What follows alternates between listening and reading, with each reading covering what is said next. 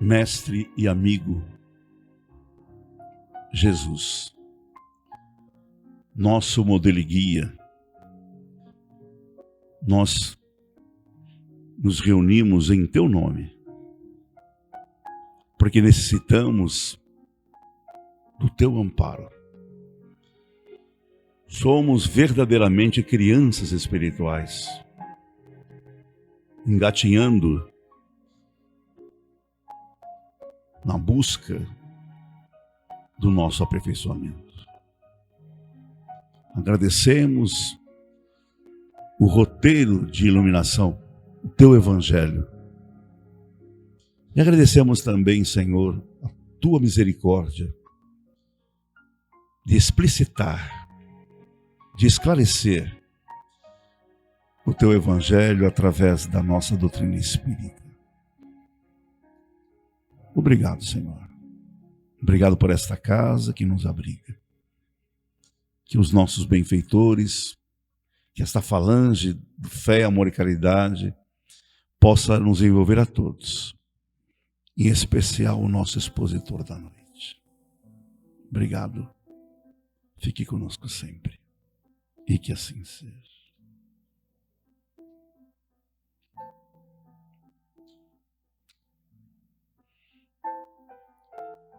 Dando continuidade a esse mês festivo, mês que nós estamos muito felizes por completar 33 anos de atividade da Associação Beneficente Fé, Amor e Caridade, eu convidei o nosso querido Gilvan.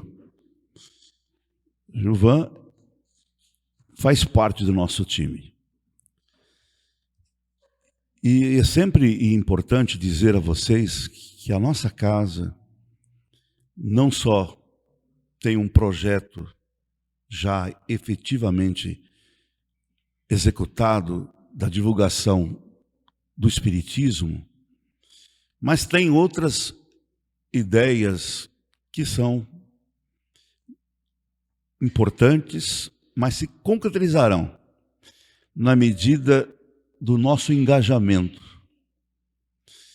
Eu falo isso porque dentro dessa nossa proposta de trabalho, vocês quando chegam na Casa Espírita observam que nós temos algumas salas ainda que não estão concluídas. Vocês observam também que a nossa parte de acesso também não está concluída. Infelizmente, os benfeitores ainda não nos ensinaram a transformar ideias, vibrações em dinheiro. Então, nós temos que colaborar. Eu falo isso porque eu vi o nosso engenheiro Mor, o nosso administrador e chefe, o Bruno Tessarolo, responsável por toda essa construção, que quando ele vem aqui eu fico preocupado, falo, ai meu Deus, e ele já está com o projeto pronto, viu? Vocês não fazem ideia que beleza que vai ficar a entrada da nossa casa. Porém, nós precisamos da parte financeira. É claro que nós estamos programando em breve, se Deus permitir, um evento festivo, um jantar, um almoço, mas ainda precisamos de um local, né? Estamos trabalhando no sentido, brevemente, com a colaboração de todos, encher o nosso jantar, pegar o dinheiro e dar sequência à nossa obra. Eu falo isso para estimular você, porque às vezes uma pessoa fala assim, eu estou com um dinheirinho parado lá em casa, não sei o que eu faço. Deposita na conta da casa. Estou parecendo aqueles evangélicos, né? Deposita na nossa conta, né? Tem um número aí bonitinho lá no Santander, Nanaí. Deposita lá, pede para alguém. Tem um empresário que... Não que a gente vá garantir uma espiritualidade de iluminação, mas traz essa pessoa, fala, olha, vamos colaborar com a casa, enfim. Falei demais. O Gilvan é estudioso do Espiritismo. Vamos lá, meu parceiro.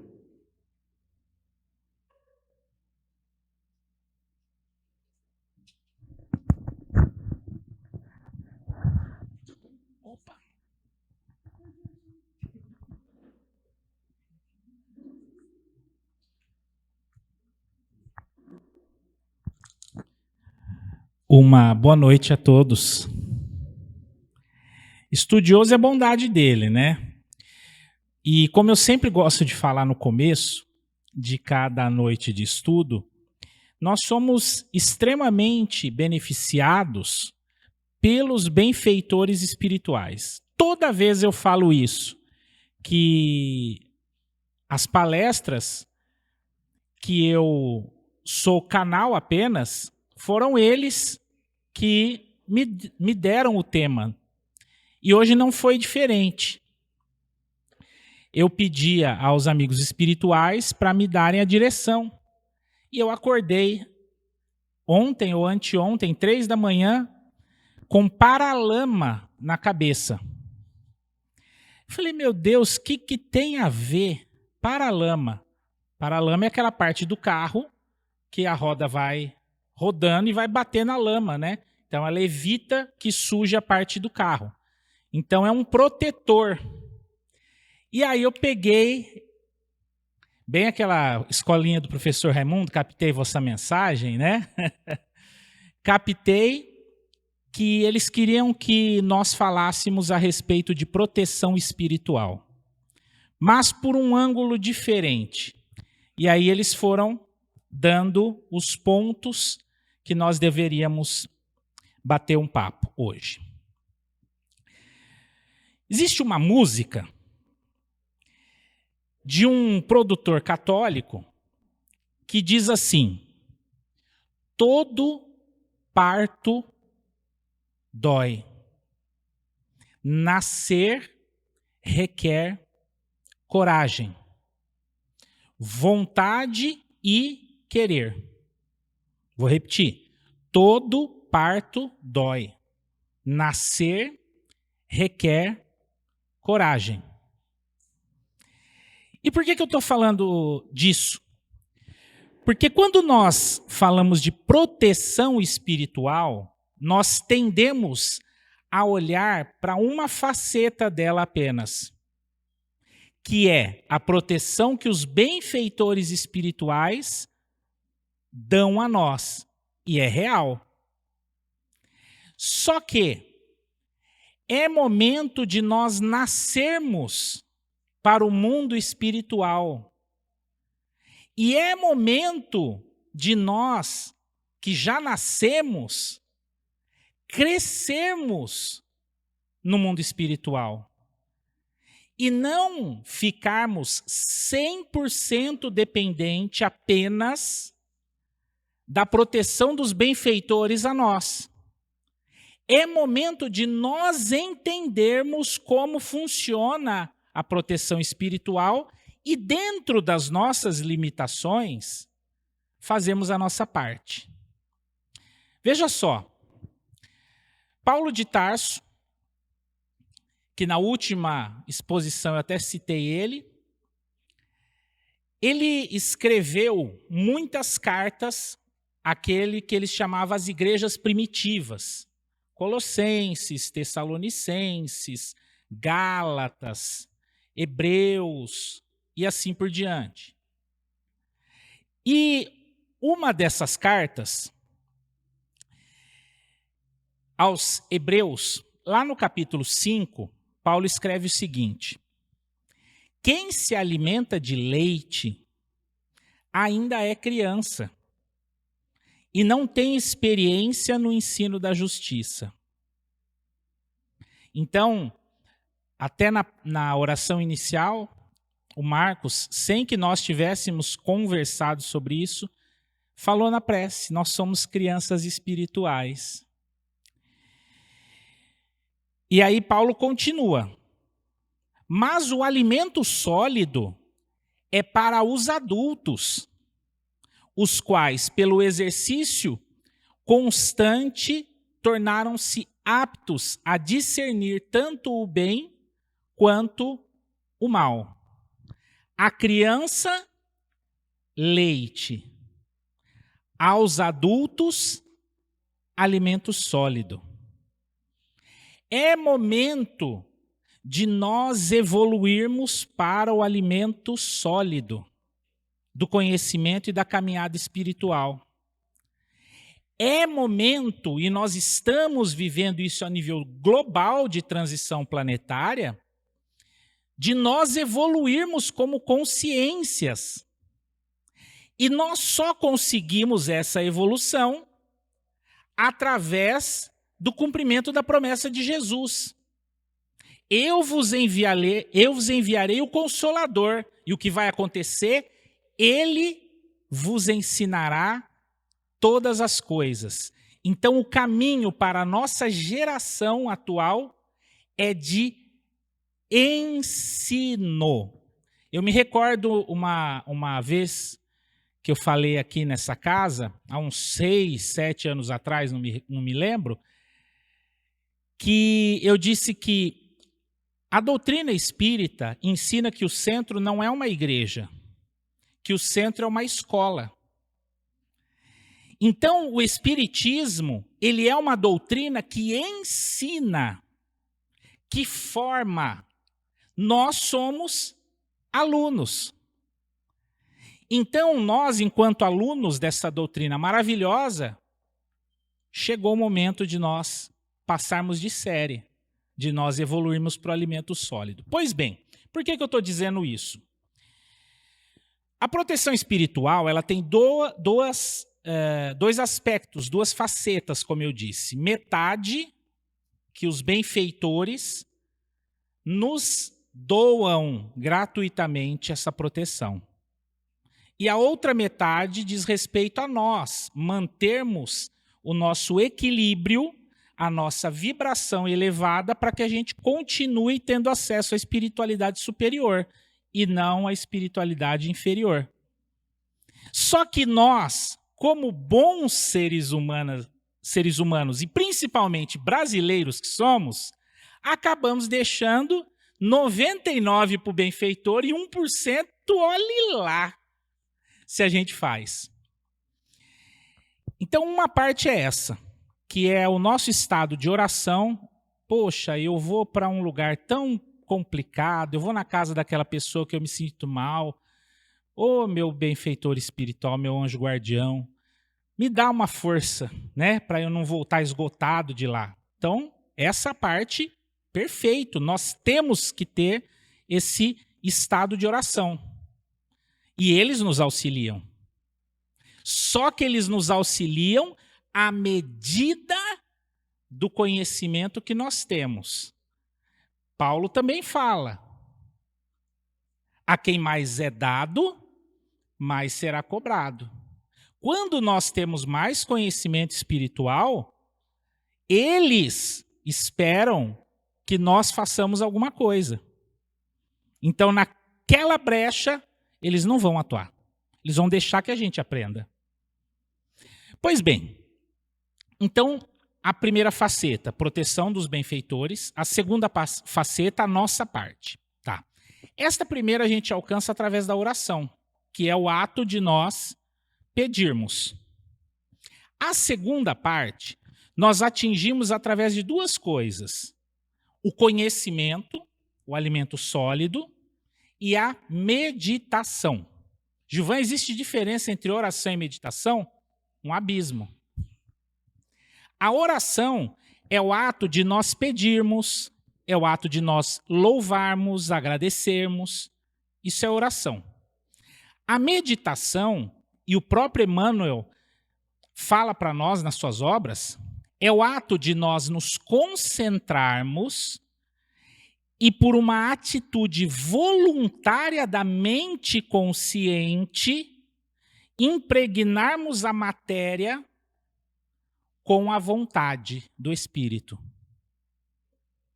Veja só, a meditação é um ato consciente. Então eu fecho os olhos, eu vou me imaginar sendo lavado por uma água cristalina. Você está fazendo uma limpeza energética, é uma ação consciente que acontece sobre você. Estou imaginando eu sendo coberto por uma energia protetora. Você está tendo uma atitude consciente, meditativa, de proteção espiritual. Vocês entenderam a diferença? Então é um ato consciente. E nós vamos estudar somente um livro, hoje, que fala a respeito dessa parte que eu quero comentar com vocês, que é a obra maravilhosa do espírito André Luiz, pela bênção da mediunidade de Chico Xavier, chamada Evolução em Dois Mundos. Livro facílimo de ler, sabe? Você em 2 dias tira de letra. Brincadeira. Quem já se deparou com ele mais de uma vez sabe que não é fácil, não. Realmente é um livro complexo, mas é fantástico porque ele é cheio, é denso de informação bacana. E o Evolução em Dois Mundos, para quem não leu ainda, ele é escrito a 2 mãos, por 2 médiuns em 2 cidades diferentes. E eles, no final da obra, pegaram, encaixaram aqueles escritos e deu um livro só. Um, em Pedro Leopoldo, escrevia os capítulos, ímpares ou pares. O outro escrevia os capítulos em Uberaba. Chico, em Pedro Leopoldo, Valdo Vieira, em Uberaba. E assim como outras obras de André Luiz, esse livro foi escrito por 2 médiuns diferentes, por um espírito só. Se você for ver, a diferença literária não existe da parte que diz respeito ao espírito. Mas, enfim, essa é uma informação interessante. E o Evolução em Dois Mundos, ele trata da fisiologia, tanto do planeta Terra, quanto do ser humano. E ele nos ensina, para que a gente não tenha que ler trechos muito longos, eu vou resumir, que nós somos formados de 2 corpos materiais, que é o corpo físico e o perispírito, que é um corpo material em um estado diferente da matéria. Ele não é um corpo espiritual, ele é um corpo material, num estado diferente da matéria. E esse perispírito liga o corpo físico ao espírito. Então é um corpo intermediário que nós temos. Então quando o médium fala, eu vi um espírito. Não, você viu um perispírito envolvendo um espírito, porque o espírito não tem forma. Mas não vamos entrar nessa seara agora, não. O alimento sólido vai só do comecinho ainda, tá? Barrinha de cereal por enquanto. Então, o que acontece? Nesse capítulo 2 da obra Evolução em Dois Mundos, ele diz que, olha só, ele fala de mais um outro elemento no meio. Para colar o perispírito no corpo físico, isso acontece através de energias. A cola que liga o perispírito ao corpo físico são as energias. E como essas energias circulam de um para o outro? Através de centros de força, também conhecidos no Oriente como chakras. Certo? Vamos lá. Então, nós, no Evolução em Dois Mundos, André Luiz chama de centros vitais. Estudando no plano em que nos encontramos, ou seja, pelo ponto de vista deles, lá na espiritualidade, na posição de criaturas desencarnadas, o corpo espiritual ou psicossoma, o perispírito, tá? É assim o veículo físico. André Luiz está falando aqui. O perispírito é um veículo físico, relativamente definido pela ciência humana. E esse corpo tem os centros vitais, que essa mesma ciência, por enquanto, não pode adquirir ou reconhecer. Então, a ciência não conhece ainda como é que funciona os centros vitais. Bom, vamos lá. Nele possuímos todo o equipamento de recursos automáticos, e olha aqui a parte importante, que governam os bilhões de entidades microscópicas. O que aqui André Luiz está querendo dizer? Os centros vitais, os chakras, controlam, governam as células. do corpo físico. Você entendeu? Aonde mora a doença? A doença mora no desequilíbrio que houve antes no corpo espiritual. Por quê? Porque os centros de força, os chakras, estão desequilibrados. E aí, você acaba plasmando para a célula a doença. Então, André Luiz está dizendo aqui, ó, governam os bilhões de entidades microscópicas. A serviço de quem? Quem governa as células? Os centros de forças, ou chakras. Quem governa as células?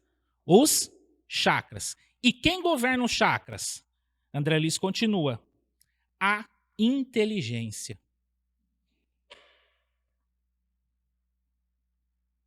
Percebe? Que, então, a partir do momento que nós temos consciência disso, nós temos que pensar, poxa, podia queimar esses 2 quilinhos de gordura aqui, né? E se nós tivermos uma atitude extremamente concentrada nisso, o nosso hábito muda e a gordura é queimada. E as células respondem a essa imposição mental. Ah, nossa, eu estou com esse problema no rim, no fígado, na orelha. E você conscientemente começa a mudar. Olha, eu estou tirando essa doença daí, estou tirando esse nódulo daí. Então, os centros de força, as energias, vão lá e vão atuar nas células. André Luiz está dizendo. Esse livro é incrível, mas é preciso você ir lendo assim, de maneira meditativa ele, tá? Então, vamos lá. Nos círculos de ação em que nos demoramos, recursos esses são adquiridos vagarosamente pelo ser. A capacidade de você influenciar o centro de força e o centro de força influenciar a célula vai sendo adquirido vagarosamente, ao longo dos anos, alimento sólido. Então, pelo ser em milênios e milênios de esforço e recapitulação nos múltiplos setores da evolução, e ele repete, anímica. É o mentor que vai fazer por você? Não. É uma evolução anímica, sua. Você está promovendo. Conhecimento, aplicação. Tudo bem até aí? Ah, então tá bom. A gente já está no alimento pastoso. Então, pois bem, é assim, e aí eu vou resumir a partir daqui, que regendo a atividade funcional dos órgãos relacionados pela fisiologia terrena, nele identificamos o centro coronário. E aí, André Luiz começa a explicar aqui um negócio muito importante. Os centros de força, ou chakras, são a conexão do perispírito para o corpo físico. E existem bilhões deles. Mas convencionou-se estudar, pela nossa capacidade evolutiva, apenas 7. Então você pega lá, desde o yoga, desde das doutrinas orientais, eles estudam os chakras principais e, no máximo, os secundários. André Luiz aqui vai falar apenas dos 7 principais chakras, que são eles. O coronário, que está ligado à porção maior do cérebro, e também a glândula epífise. O chakra frontal, que está ligado à glândula hipófise. O chakra laríngeo, que está ligado à parte da garganta, da fala e da glândula endócrina. Tireoide, ó, o pessoal sabe. Então, cada um dos chakras base, eles estão ligados a glândulas endócrinas. Depois, temos o chakra cardíaco. Está ligado não ao coração, mas ao timo, que é a glândula. O coração é um órgão. A glândula timo, que controla o coração e o pulmão. Depois, nós temos o que lá no Oriente eles chamam de plexo solar, né? ou o chakra central aqui, que ele está ligado ao fígado. E essa parte da produção, da secreção da bile e tudo mais, pâncreas, toda essa região. Depois, nós temos, em algumas doutrinas, eles acabam esquecendo do chakra umbilical e colocando o chakra esplênico, que é ligado ao sangue, a parte hepática, né? E então há uma divergência aí. Mas, basicamente, nessa região mais baixa, nós teríamos os chakras produtores da vida, que estão ligados no homem aos testículos, na mulher aos ovários. Certo? E lá na base da coluna, apontando para baixo, nós temos o chakra básico, que esse chakra, ele é o correspondente do coronário. Então, esse se liga ao céu e aquele se liga à terra.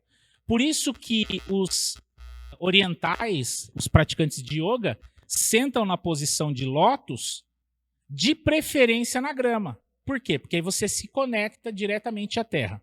Bom, tudo isso que eu estou falando está aqui no Evolução em Dois Mundos, certo? Eu estou resumindo. E por que eu estou isso à progressão espiritual? Porque aqui no livro Evolução em Dois Mundos, André Luiz fala mais duas informações incríveis neste mesmo capítulo 2, que são que os chakras exteriorizam e absorvem energia. Então, quando um passista está te dando um passe, ele tem chakras nas mãos e ele está exteriorizando energia para você, numa atitude voluntária. O mentor está ajudando esse médium e ele está te dando energias. E você, numa atitude de meditação e não de necessariamente oração, você fecha os olhos e se vê recebendo energia. Você acolhe muito melhor o passe. E aí essa energia é captada pelo chakra coronário. E todas as inspirações celestes também acontecem por essas conexões. Essa é a parte boa, né? Agora, você sabia que todo chakra tem um correspondente? Coronário para cima, chakra básico para baixo. Nós temos um frontal aqui e nós temos um correspondente aqui na nuca.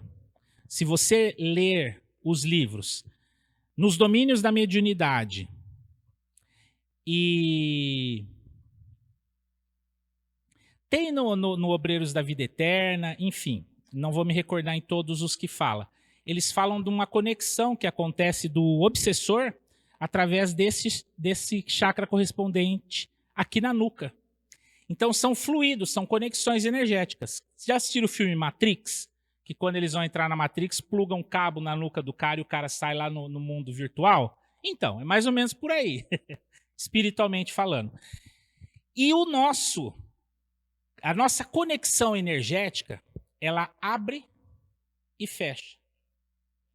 Então, a informação interessante que eu quero passar para você hoje é: se você se sente mal em alguma situação, por exemplo, você vai na casa de uma pessoa que é densa, mas você não vai deixar de auxiliar talvez aquela pessoa.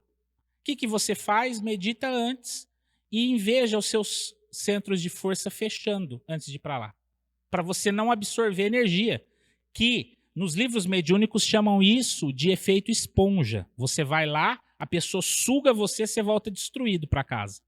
Então a função do chakra, se você for estudar a fundo, dentro da Evolução em Dois Mundos fala isso bastante, no mecanismo da mediunidade também, até na Revista Espírita tem alguma coisa, nos livros que falam a respeito de magnetismo, se você for pegar os escritores antigos espíritas, Ernesto Bozano, Gabriel Delane, esse pessoal, eles falam a respeito dessa parte de magnetismo, que o chakra ele é cônico, né? Então, quando você está com ele muito aberto, você absorve mais energia boa e, às vezes, ruim. Agora, quando você vai numa situação que você sabe que é uma energia densa, que a pessoa é quase que um vampiro seu, fecha esse trem. Falando bem assim descontraído, a gente tem que aprender a ter esse controle consciente da nossa energia corporal. Então não é só a oração, é a ação dirigida, inteligente sobre as nossas energias. E a exteriorização também. Você vai num lugar, você não vai sair estendendo a mão, né? Que nem não criticando os nossos irmãos evangélicos, né? Às vezes vai visitar a casa do cara lá, faz aquela berreiro e levanta a mão. Você não precisa disso. Você vai na casa da pessoa, fala, busca um copinho d'água, você fecha os olhos um pouquinho e exterioriza a energia. Imagine como se estivesse saindo uma fumaça do seu corpo e expandindo. Isso é expansão áurica. Então, tudo isso está na doutrina espírita. Só que nós acostumamos a olhar somente para a superficialidade e ficarmos apenas na dependência dos benfeitores espirituais. E não vamos aprofundando essa questão de mobilização energética, que é importantíssima. Fora a questão da sintonia, também, é claro. Então, tudo isso gera para nós, por exemplo, os esotéricos, eles tampam o umbigo, né? Porque senão vai ficar com o corpo aberto. Não é uma fita isolante ou um esparadrapo que vai resolver. É o impulso inteligente. Se você está tendo drenagem energética em alguma área do seu corpo que está adoecendo, pode ser que ali esteja uma ligação energética de algum obsessor. Então você tenta orar por ele, pedir auxílio dos amigos e fechar a conexão também de vez em quando. Às vezes, não é só você orar, Deus, por favor, diminui o gasto d'água aqui em casa. Experimentou fechar a torneira? Não é? São efeitos práticos que nós temos que ter. E a energia é uma responsabilidade nossa. A pessoa, por exemplo, que tem depressão, ela tem o chakra coronário menor, segundo alguns médiums. Então ela recebe menos energia pelo passe. E assim por diante. Então, às vezes, a pessoa precisa aprender a receber, absorver a energia que o outro está exteriorizando para poder trazer esse benefício para o corpo físico. Então, é uma mecânica, é física aplicada, é energia, é magnetismo. E isso é uma área que nós precisamos resgatar na doutrina espírita de estudo científico mesmo, dessa mecânica toda. E essa obra, Evolução em Dois Mundos, ela é muito profunda nesse sentido. Dariam seminários inteiros a respeito dessa obra, porque é incrível. Pois bem, finalizando isso daí, 2 conselhos que eu ouvi de pessoas mais sábias, aprendi com as obras espíritas e posso dizer para vocês que de fato funcionam.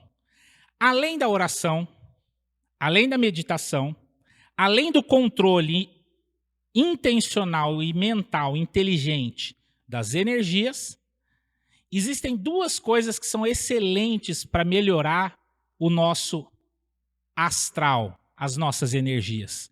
Primeiro, contato com a natureza. Não é balela. Você toma um banho de mar, você fica restaurado. Quer ver outra coisa? Você toma um banho de cachoeira. Meu Deus do céu, parece que aquela água vem com força, já sai arrancando todas as quiçaças, né? Você vai para a natureza e senta num bosque cheio de árvores e ali absorve a energia da natureza. É fantástico. Então, o contato com a natureza, através do impulso inteligente de absorver energia, transforma você em uma tarde. Segunda coisa, animais. Você já tomou um passe de um cachorro? Vai viajar uns 15 dias, pelo menos eu tenho cachorra escandalosa, e chega. não vai ter 1 centímetro do teu corpo que ele não vai lamber. Lambe a cara. Rapaz, é um passe fantástico, porque a energia dos animais ela é pura. Então, eu falo que eu tenho uma cachorra passista com a língua que é uma maravilha. Se bobear, ela sobe na tua cabeça e é fato. Eles, os animais, eles são protetores nossos. E eles têm a capacidade de fazer essa limpeza energética em nós. É muito sério isso. Então, a natureza, os animais e o impulso consciente, o paralama, da sua vida, vai ser absurdamente melhor. Uma boa noite.